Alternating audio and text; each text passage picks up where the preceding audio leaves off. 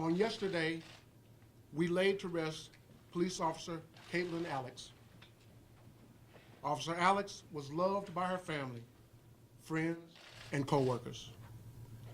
In several of the remarks made by those who spoke at her funeral, it was said repeatedly that to know her was to love her.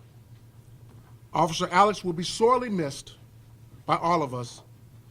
Please continue to keep the family of Officer Alix in your thoughts and prayers. I called this press conference to clarify as much as I can about the circumstances surrounding this tragic incident. As you know, warrants have already been issued against Nathaniel Hendren, charging him with manslaughter. Because I do not in any way want to jeopardize the successful prosecution of this case, I will be very cautious about the information that I provide. For these reasons, some of your questions and concerns will have to remain unanswered for now.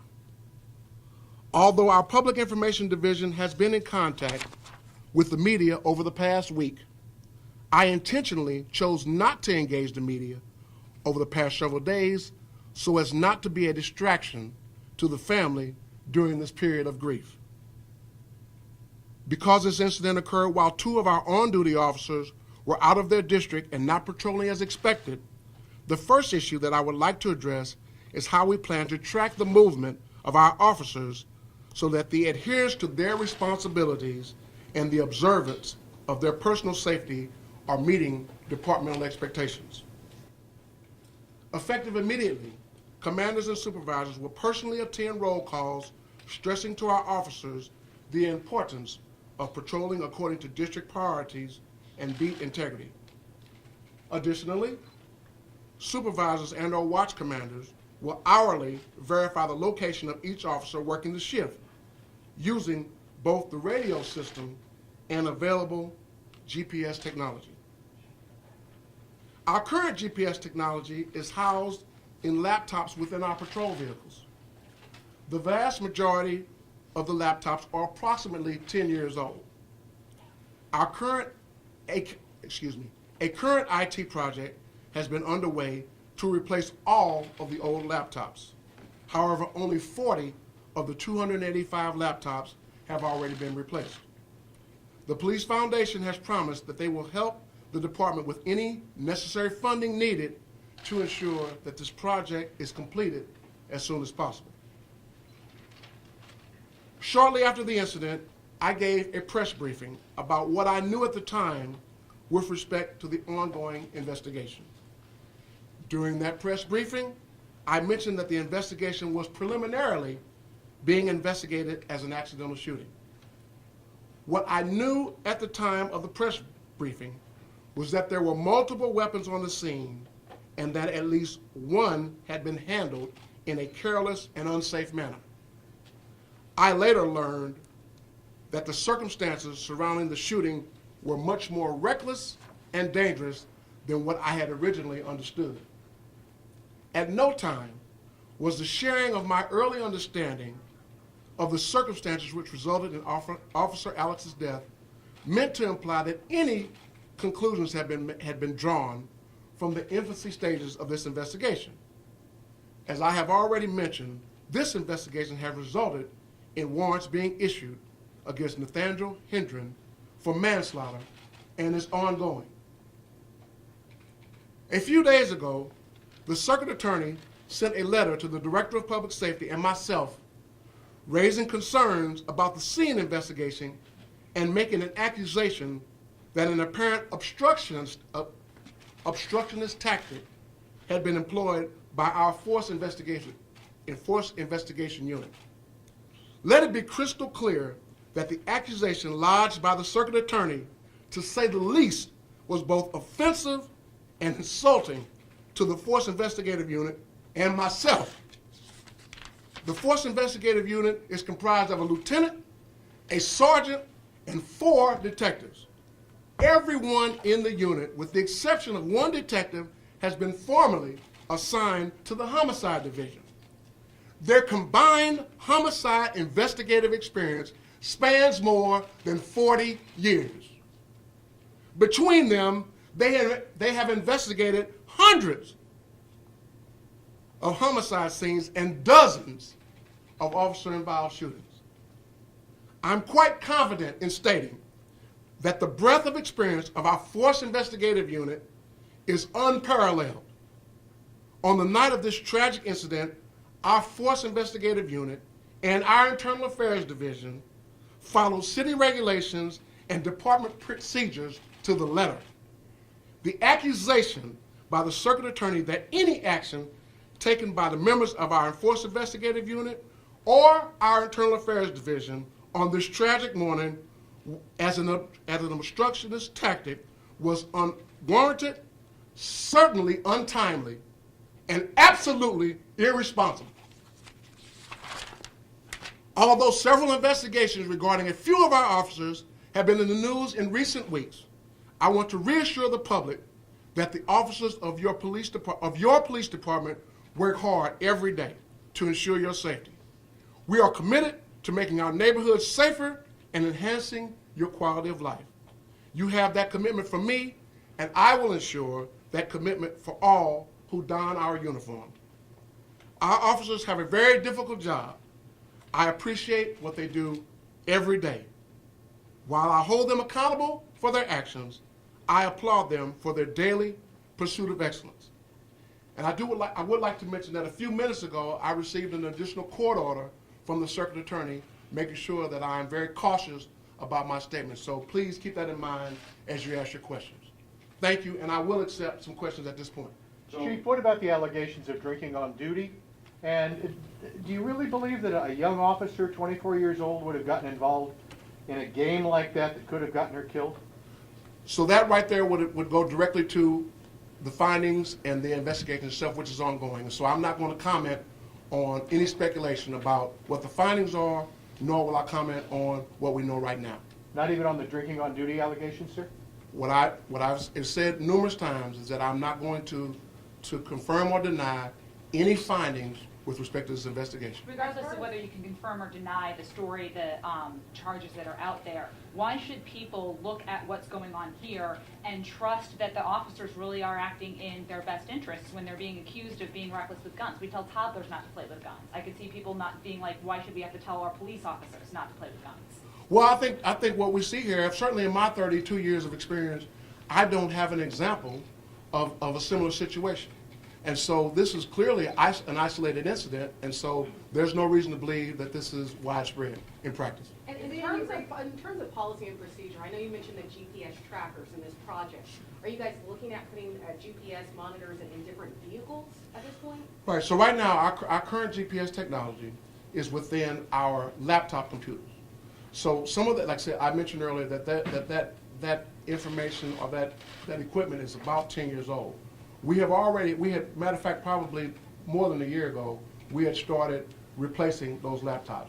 Unfortunately, only 40 of them have been replaced, so there's only 40 of them with much newer laptops.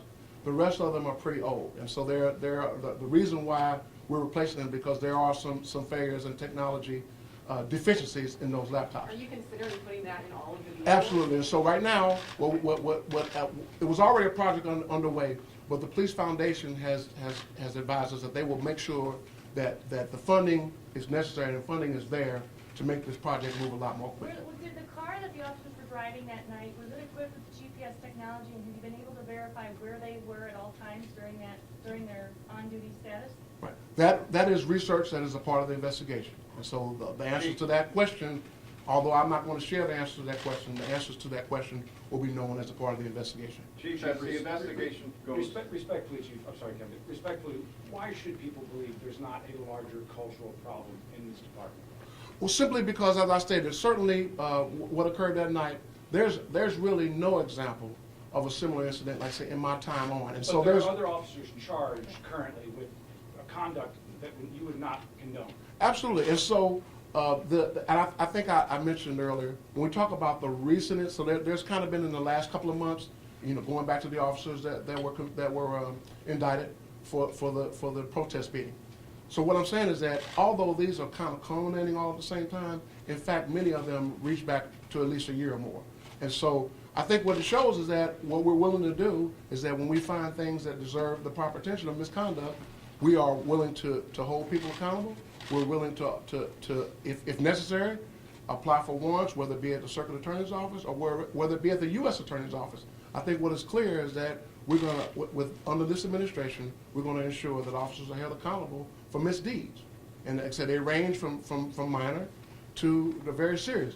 And I will tell you, just since you mentioned that, there are some very serious investigations, internal investigations occurring as we speak. And That we I- don't know That about? you do not know about. I have That's to correct. ask, so I know there's at least 7 officers right now that are facing criminal charges within the department. With that being said, can you name or list any kind of procedure or policies that you guys are considering to address behavioral issues within the department? Well, each one of those, or at least as I think of several of them, they all are really kind of different. They all are, they involve different set of circumstances. I don't know if there's anything that we can implement other than to show by way of demonstration how serious we are about handling it. Chief, you Going said the forward, circuit the other attorney was officer involved, you were offensive. talking about people having faith in your officer. So the other officer that was involved and was there that night, although he's not facing any charges currently, where do you see his future on the force? Do you feel like both the department and the public has lost faith in him being a valued member of your department? Are you considering terminating him? I am not going to discuss the fate of that officer. Chief, you talked about the circuit attorney. You used the words offensive, insulting, irresponsible. You did not say she was wrong. I don't know if that was you just didn't say it. Is she wrong in making an allegation that there was some obstructionist behavior that Right. night? So again, what I would say is that I'll reiterate that we follow department procedure and city regulations to the letter, okay? And so if there's ever a question about obtaining certain evidence, certainly that can be obtained through a subpoena, which means that anything that she's legally entitled to, she'll be able to get. So no one obstructed anything out there that night? Yeah, all I'm going to say is that we followed our procedure. I mentioned the vast homicide investigative experience of that. This was a homicide, and it was a officer-involved shooting. The persons on that scene, collecting evidence, directing that scene, have done hundreds of homicide investigations, dozens of officer-involved shootings, and so I am very confident that everything that they did was according to past procedure, past experience, and city regulation. So why was a urine sample taken instead of a blood sample? Again, I'm not going to, the secretary just sent me a reminder not to talk about results of this investigation. So I'm going to adhere to her Chief, request I as have well a as question. well as common sense. A lot of people in the community just can't wrap their heads around the idea of 2 people playing this roulette-style game. There's been speculation that it had something to do with drugs, that it had something to do with sex, or even something else that is being covered up. I just wanted to ask you, do you have any doubts about the official story so far that it was Russian roulette?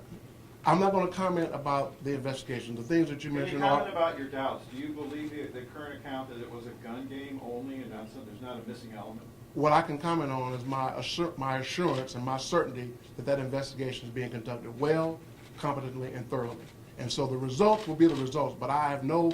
Are you scratching your head and saying it doesn't fit to me, or do you think it makes sense at this point? What I'm doing, sir, is making sure that this investigation is being done competently and thoroughly. So the results are what the results are. Did your commander tell them From what you've heard, specifically did they you can't believe- get a I'm search sorry, warrant? I'm trying to hear this. Do you believe from what you've heard so far that Russian roulette was part of this in some way? Yeah, again, I'm not going to comment about what I believe, and if you think about it, it really wouldn't matter what I believe. What I know is that this investigation is ongoing, it's very thorough, and very competently done. Did your commander, as Kim Gardner alleged, tell one of her investigators that they could not obtain a search warrant for a blood draw? I do not want to go into anything with regards to the circuit attorney and her request or any of those things, because what I know is that we follow the procedure. If there's something that else that she is asking for, certainly a search warrant or a subpoena can address that. And when we spoke with Officer Alix's family, her mother and sister specifically said they still have questions and they don't feel like they're being supported by your department. Have you talked to her mother since the night at the hospital? And also, have you talked to her husband? And what did you say to him? Yes, I've talked to both the mother and the husband, And what I said to them really was more on the lines of consoling. I wanted to make sure that we had supported them as what they expected. I wanted to make sure that they had the support that they had expected, that we were meeting expectations insofar as our support.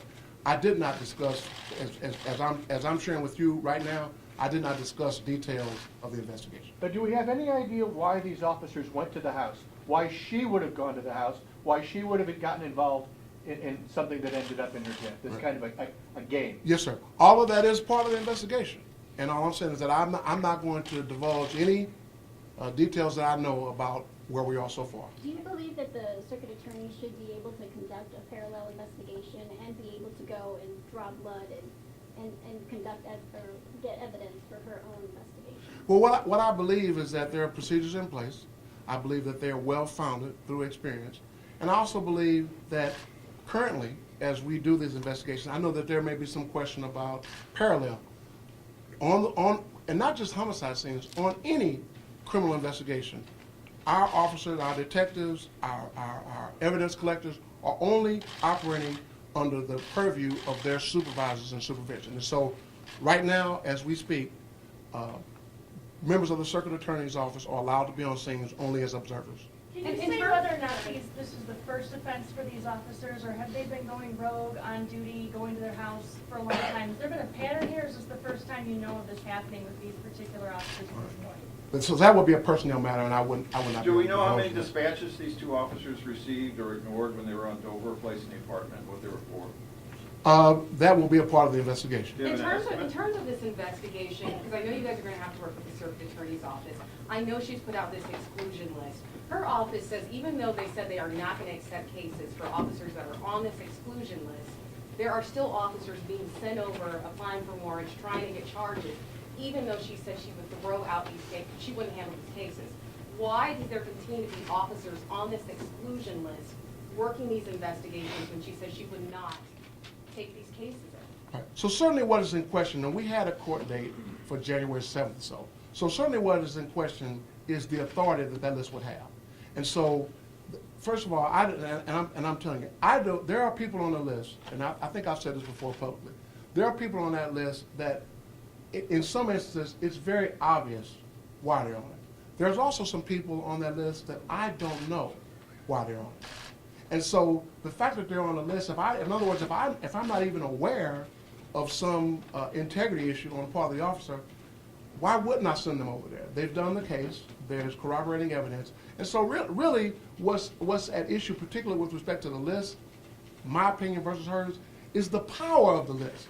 What can that list accomplish? And the only point is that I want a judge to tell me what I can do with that list, because right now there are people on there that I don't know why they're on it, and we have asked for people to explain to us why we're on it, and we have not been given an explanation for each person on that list as to why they're on it. So what do we do at this time when we have these cases? She's saying we're not going to, these officers are doing work, they're doing this criminal work, they are witnesses in these cases, and she's not taking them. I mean, is it just like a waste of time? Well, what they- Tax dollars? Yeah, all I'm saying is that I think you should ask her these questions, because hey, what they have suggested is that somebody on the scene, even though our policy would dictate that the primary investigating officer is the one that would present the warrant application, what we've been told is that we'll find somebody else to do it. Chief, did somebody? Well, I'm just trying to ask. I'm gonna get you. I just want to answer one question at a time. Find somebody else to do it. And all I'm saying is that certainly is inconvenient. But really, there are some officers who are surprised that they're on it, and I can't explain to them why they're on the initial list and follow-up list. Did any of them work this case? I'm not sure. So I'm not sure about that. But here's my point. I don't know why everybody's on that list. I presume that the circuit attorney's office does know why. The power of that list is what's in question, not the formation of the list, how the list is used. And I've read articles about for people across the country. I mean, I don't know that DA's office across the country is using the list the way she is, or using some Brady list like she's. But my point is that it's very confusing to the officers. Hey, they have a responsibility to apply on warrants when they're primary investigating officer. They have suggested they go find somebody to apply for the warrant. And I'm saying it's very confusing and very disruptive. Yes, Chief, Yes, the mug shot of Officer Hendry, what about that black eye? Well, we do know, well, let me think about whether I should confirm this or not. So I'm trying to think about the investigation as well as the circuit attorney's court order she delivered a few minutes ago. But I'm not going to comment on how that occurred.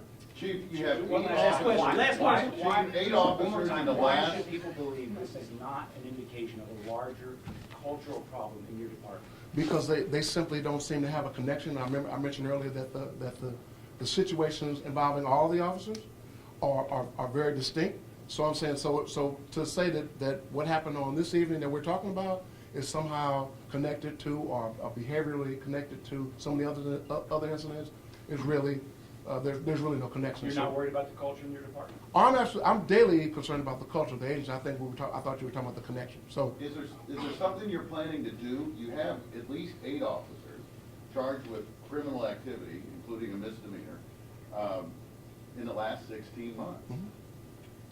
Doesn't that set off alarm bells? Is that a lot, or is that acceptable? Is that not too many? And what can you do about it? Sure. It seems like you have a lot of police officers breaking the law. Sure. What I can do about it, I think, is what we've done about it. What I can do about it is ensure that these investigations are done appropriately, and that the proper action, the proper result, comes about when officers do that. I think, hey, as we speak, I think it sends a message to officers about conducting themselves better. Even Jimmy, I all think the you all- officers that were Thank you. charged last year.